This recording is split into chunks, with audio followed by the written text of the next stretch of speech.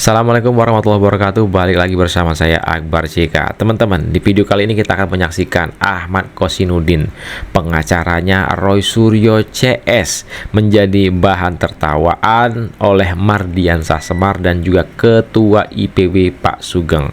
Seperti biasa, dikarenakan Ahmad Kosinudin ini selalu ngotot ya, tidak bisa menerima pendapat orang lain, nggak bisa menerima masukan dari orang lain, dirinya lah yang merasa paling benar ya.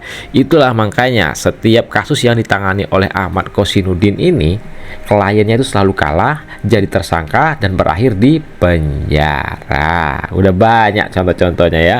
Nah, sebelum kita ke video, jangan lupa like, subscribe, dan share. Tanpa berlama lagi, yuk kita saksikan videonya berikut ini. Klien kami sudah membuat basis ilmiah menyimpulkan ijazah Jokowi itu palsu melalui buku white paper, dan karena itu tidak dibantah, maka keyakinan publik tidak perlu dipersalahkan dan makin banyak yang mendukung hasil penelitian itu juga tidak bisa dipersoalkan karena memang tidak ada bantahan.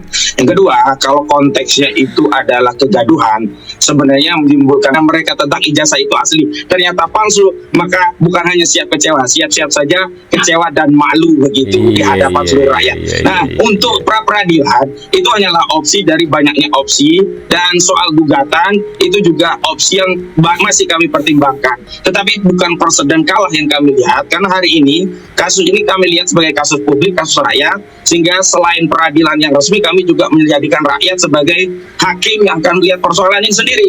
Karena berbagai ketidakprofesionalan polisi itu baru dikoreksi setelah kami berteriak. Misalnya soal ahli, kami sudah lama mengajukan, tetapi kenapa baru diupdate hari ini? Pak, jauh sebelum ada penetapan tersangka kami sudah mengajukan. Ya, dengan penuh ketegasan ya, nggak ada kekecewaan karena proses hukum tetap berjalan. Ya, jujur untuk kecewa itu memang sulit, tapi kawan-kawan tetap jadi tersangka. Padahal dia sendiri yang merasa kecewa dan stres. Lagi-lagi kliennya kalah. Maka proses hukum tetap jalan. Pada waktunya nanti kalau memang perlu ditahan kan begitu ya. Bahwa kekecewaan ketika orang menyampaikan sejak awal ini ijazahnya Pak Jokowi palsu, dan Pak Jokowi dari awal tidak juga melakukan apapun di sebelumnya, tapi terus dikoyok-koyok dan merasa harga dirinya terus diinjak-injak dan lain sebagainya. Akhirnya dia melaporkan. Terperangah juga Roy Suryo dan kawan-kawan. Ternyata Pak Jokowi betul-betul melaporkan dan dirinya sendiri yang datang. Setelah itu Roy Suryo dan kawan-kawan pihaknya menyampaikan nggak mungkin kita jadi tersangka, ini SP3 jadi tersangka juga, begitu. Nah, persoalan sekarang bagaimana kita kecewa? Mungkin mereka yang kecewa karena berharap ini tidak berproses secara hukum. Dan sekarang ketika itu berproses secara hukum, bicara soal kriminalisasi, itu bicara ke narasi kemana-mana, kok kita mengkritisi tapi malah diproses hukum. Nah, ini kabola balik, namanya tabola boleh, Mbak. Jadi kalau misalnya memang itu berproses secara hukum, memang udah semestinya. Nah, saya sampaikan juga ya, bahwa ketika kita mengklaim bahwa ini publik berada di belakang kita, ini isu publik, itu klaim gitu loh. Dimana-mana kita tahu kok, setiap yang ada yang hadir pun orangnya itu saja. Betul. Tidak bertambah. Masyarakat justru kalau mau dilihat ya, detak jantungnya mayoritas menginginkan bahwa Roy Suryo dan kawan-kawan segera divonis bersalah dan ditahan. Dan nggak enak memang ditahan di penjara, walaupun Roy Suryo sudah pernah merasakan itu ya. Nah, ini yang menurut saya jangan juga akhirnya seolah-olah selalu mengklaim, orang selalu simpel menyatakan begini ya, ya tinggal ditunjukkan aja supaya selesai kegaduhannya. Kegaduhan siapa yang buat? Siapa yang buat? Siapa yang menuding? Siapa yang memfitnah gitu loh? Itu kan dimulai dari fitnah-fitnah itu. Nah, ketika itu disampaikan bahwa ditunjukkan aja supaya clear, kan nggak begitu juga mudah. Karena begini ya, saya berkali-kali sampaikan, kalau orang ketika menuding, menfitnah, dan akhirnya ingin menyimpulkannya dengan sederhana, tunjukkan saja clear. Besok-besok kita juga minta itu Pak SBY itu kita tuding juga ijazah yang palsu, atau Bu Megawati kita tuding juga ijazah SMA yang palsu, sehingga berpolemik, dan kita cuma minta tolong ditunjukkan aja Bu, jadi proses hukum supaya clear. Akhirnya kita ini tidak ada pembelajaran bahwa ketika orang tidak punya bukti yang secara validasi masih diragukan, masih dipertanyakan, itu bisa sembarang aja menuding orang tanpa ada batas bahwa memang mereka ketika melakukan pelanggaran pidana terhadap apa yang ditudingkan, pencemaran nama baik dan lain sebagainya, itu berkonsekuensi hukum, dan sekarang dihadapi Roy Suryo dan kawan-kawan. Dan menurut saya itu proses sudah berjalan dengan baik, jadi tidak ada kecewaan, Bang. Aduh, kita gitu banget. Dan saya kira Persoalannya hari ini kita tidak sedang membicarakan Pak SBY, Bu Mega, enggak. Kita sedang fokus kepada saudara Joko Widodo. Jangan mengeneralisasi pada tokoh-tokoh bangsa yang lainnya yang tidak sama dengan Jokowi. Boleh saya Ngeles, Kosinudin mulai ngeles. aja Pak SBY kalau ditanya mungkin bisa menunjukkan, jadi jangan dianggap yang lainnya akan pengecut seperti Jokowi tidak mau menunjukkan ijazahnya. Saya kira itu menjadikan keterbelahan dan polemik itu justru makin meluas karena melakukan generalisasi dan ekstensifikasi pada hal-hal yang sebenarnya tidak relevan untuk kita jadikan argumentasi pada polemik ijazah palsu. Sekali lagi, soal tuntutan publik untuk menunjukkan ijazah itu sesuatu yang wajar dan sangat sederhana kalau memang sikap batin kita ingin segera melerai perdebatan anak bangsa dan ingin bangsa ini kembali bersatu. Begitu. Saya ini advokat sudah 34 tahun ya.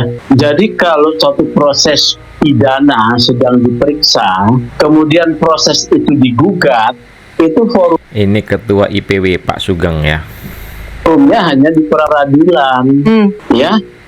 Kan yang dikatakan sebagai tuduhan mengedit ya, itu tadi kan polisi mengambil oper keterangan ahli ya. Kalau mau menggugat, gitu ya, itu juga digugat ahlinya, tapi itu nantilah ya.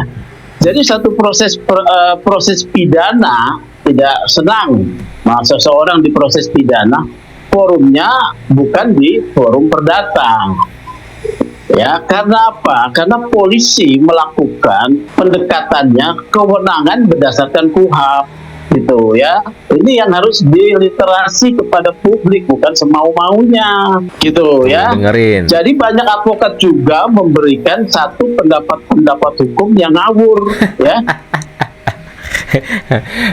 Advokat yang memberi pendapat hukum yang ngawur yaitu tadi ya Ahmad Kosinudin. Tetap untuk ambil pra peradilan saat ini ya Pak. Ambil pra peradilan. Tidak perlu diajarin lah yang kayak gitu-gitu. Kita juga kan. Oke, saya diajari, Pak Ahmad bilang kemungkinan besar kalah, tapi mungkin sampai 20 tahun.